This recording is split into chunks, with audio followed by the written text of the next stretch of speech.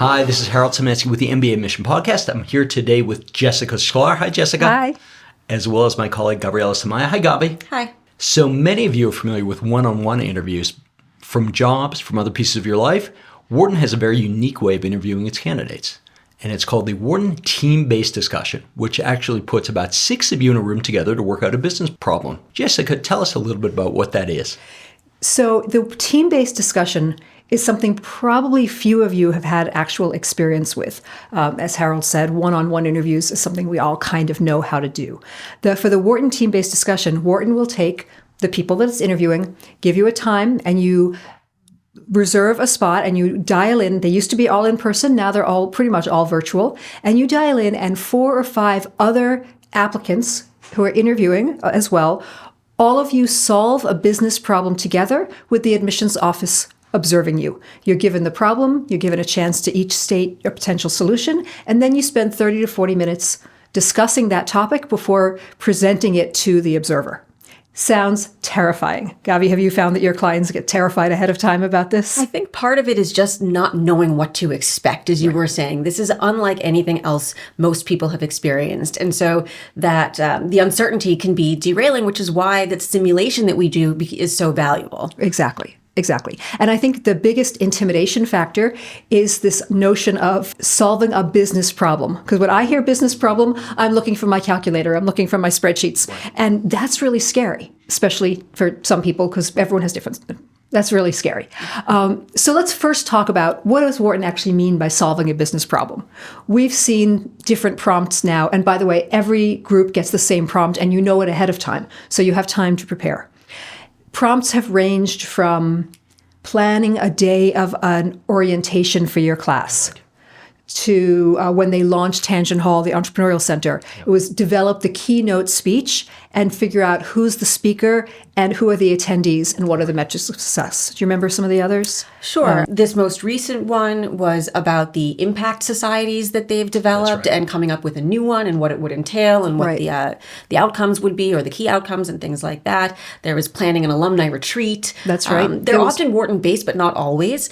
Right. I think there was one on the Wharton program for high schoolers, yes. Which my son went to, and developing a course right. for that. So I hope that takes away some of the intimidation. There's no advanced knowledge needed. And they do tell you, take about an hour to prepare. Well, if Wharton is telling you only take an hour to prepare, you know it's not overly complex. We should say there is some preparation that you can do, though, especially when it's about Wharton, and that's to research the program within the prompt. So if they're talking about impact societies, you should know which ones currently exist, how they're modeled, et cetera. Exactly. But beyond that, you're not researching global trends or anything like that. Right. But I will say that if your idea is the one chosen and you can't talk about your idea because it's just one that you pulled out of your head, you're going to feel really uncomfortable during that session. Right. So that hour of preparation should be learning about your chosen answer to that prompt, as well as if it's Wharton-based, what are the resources there? Right. So to go through the process itself, it starts with a 1-minute pitch that you make, that everyone in the room makes,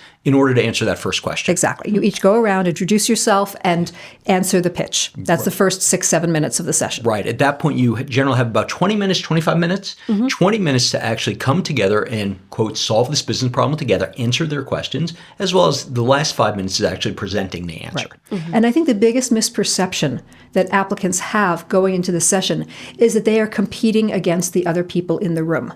And I try to make it really, really clear. Let's say you are in a team-based discussion on a Tuesday, February 15th. I don't even know if February 15th is a Tuesday, at 2 p.m. Well, availability to be on a Zoom call on Tuesday, the 15th at 2 p.m. is not one of the criteria Wharton is deciding when it's looking to build its class. They're looking for so many other factors. You need to think of the group that you're interviewing with as your peers. We have seen entire groups get accepted. Right. We've seen no one in the group get accepted. Yeah. If you can shift your mindset from I'm competing and therefore need to prove that I'm better to I'm trying to build collaboration, you're halfway up the mountain already. Right. It's a discussion, not a debate, right? Not a competition. And I think it's important to remember that, right? It's about adding value, not about winning. Right. Actually, Jessica, so what does it mean to do well? in a team-based That's a discussion? really great question. And I have to say that almost everybody walks out feeling like they have no idea how they did. Yeah. It's a very difficult thing to self-assess. Well, actually, let's even back up and talk about why is Wharton even doing this? Right. Because they did used to have the traditional process. Right. And several years ago, maybe 7-8 years ago, they switched to this process. And they said it was because they wanted to weed out the jerk factor. Yeah. That it's very hard in a discussion with your peers Right. to hide who you really are. Right. And Wharton is so concerned about collaboration, about building a strong community. They just don't want any bad apples in the class. Right. And it's very much against type. I mean, let's be honest. Wharton had a reputation of being sort of a tough Very place. competitive. Yeah. So they're really very deliberate in how they have crafting these new Right. team-based discussions. So I have an anecdote. I live about 2 miles from Wharton, and one of my former neighbors used to be in the Wharton administration at the time. And I remember we were shoveling snow one day, and he told me that the class that had just graduated was the first class that had been accepted under the first team-based discussion. Okay. And he said everyone in administration was crying at graduation because it was such an amazing group of people. And the team-based discussion had completely transformed the nature of the class. Right. It's a lot of work for admissions. Right. It's a ton of organization. And they choose to do that because it really lets applicants shine, and it lets the admissions office understand who someone really will be in class. It also forces people to be less scripted, right? Absolutely. Oftentimes when you're doing these one-on-one interviews, with the exception of the HBS interview, which is hyper-personalized, it sort of follows Exactly. a pattern, Yeah. right? You know, tell me about yourself. Why Yeah. do you want to go to this school? And it's rehearsed. But, you know, when you're in a room with other people, you can't predict what they're going to say. You have to react in real time. Exactly. What are the biggest pitfalls you've seen? I know you've both been the observers on our mock Wharton TBD. That's right. What do you see as being some of the pitfalls? I think opposite ends of the spectrum to begin with, right? The person who either hogs the mic the entire time, you know, sort of overly dominates the conversation, insists that it's their idea of the highway, or on the other end of the spectrum, the person who barely, you know, pipes up at all and doesn't really contribute. That's right. Or the strategist versus the tactician. There's going to be someone who says, I want to be the timekeeper. I think that's great. It is really a great role to have. But if all you do is be the timekeeper, exactly, then that gets to be a problem, honestly. They are really looking for you to add some thinking, to have some knowledge, to add some wisdom. The other pitfall I see is people who are overly conciliatory. They are so afraid of offending any of their participants that they won't take a stand. I remember one of the very first ones I facilitated was around a global trip. And people came in with ideas from all over. And literally at one point, someone said, okay, for our week-long trip, we're going to fly to Mexico and work in business around entrepreneurship there. And then we're going to fly to Japan and focus on tech in Japan before heading to Russia and talk about consumer-based products there and then come back. And it'll be a week-long trip. I have that conversation all the time, which is, you know, you don't have to incorporate everyone's ideas. That's right. It doesn't have Absolutely. to be kumbaya. And in business, in reality, you're not going to, you know, have an idea that incorporates 5 people's, you know, every single concept. That's and right. that's how you get into these spirals, I find, because now you're trying to do too much at once. Exactly. You don't put the ice cream on the steak. That's really the bottom.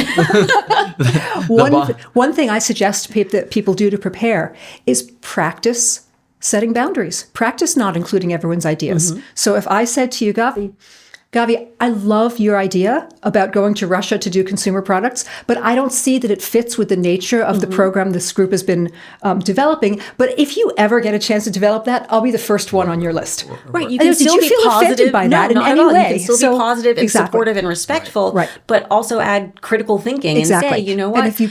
And if you practice being respectful, setting those boundaries, then when you're in the real session, it's not. It will also help the group move forward. Exactly. I think the thing that frustrates me the most when I'm moderating these mock sessions is that spiral where, you know, you're looking and you're going 10 minutes, 15 minutes, and they're still debating what topic to do. Right. You know, they haven't even gotten on to sort of the secondary and tertiary points. But I should say, to your point of the word moderating, the observer is not moderating. And we don't moderate when we're observing We either. refer to it internally as moderators, but that's not actually what they do. They are silent observers. We are our camera is off.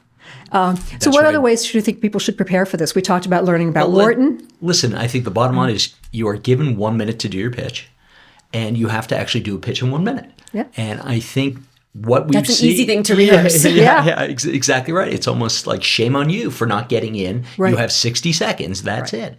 Right. Take out your stopwatch. Do that. And then I would also note that we offer a mock TBD that mimics the real one. so perfectly. It didn't used to, but then because we didn't do them in person, as they were still great. But then once COVID hit and Wharton switched to doing them on video, our mock became exactly like it. Yeah. And I think that it's I'm not going to lie. It's not the most interesting thing to observe all of these over and over in the same answers. But I will say it's one of my favorite things to do because of the transformation that applicants go through in such a short period of 90 minutes. Right. Exactly. In the entire process. Applicants walk in as terrified as you probably all are right now, and you walk out confident. Right. And that's an amazing, as you said, huge impact and transformation in just a short period of time. That dry run, taking out that uncertainty. Now you know what it's going to feel like. Now you know what it's going to feel like to respond in real time, to react, to balance those things. And you know what role you can play, whether it's timekeeper or moderator or presenter. Right. So and you get feedback. You know, you don't. There's no other way to get feedback if you go straight into the real thing. So it's immensely valuable. Right, and you see how close it is to what you do every day. Mm-hmm. Most people are on teams. Takes out the intimidation factor significantly. Absolutely, no question about it. If you want to find out more about joining mbaMission for a mock team-based discussion, by all means, go to our website at mbaMission.com. And while you're there, you can also sign up for a free 30-minute consultation with Jessica, with Gavi, with me, or with one of our colleagues. Thank you very much for joining us today.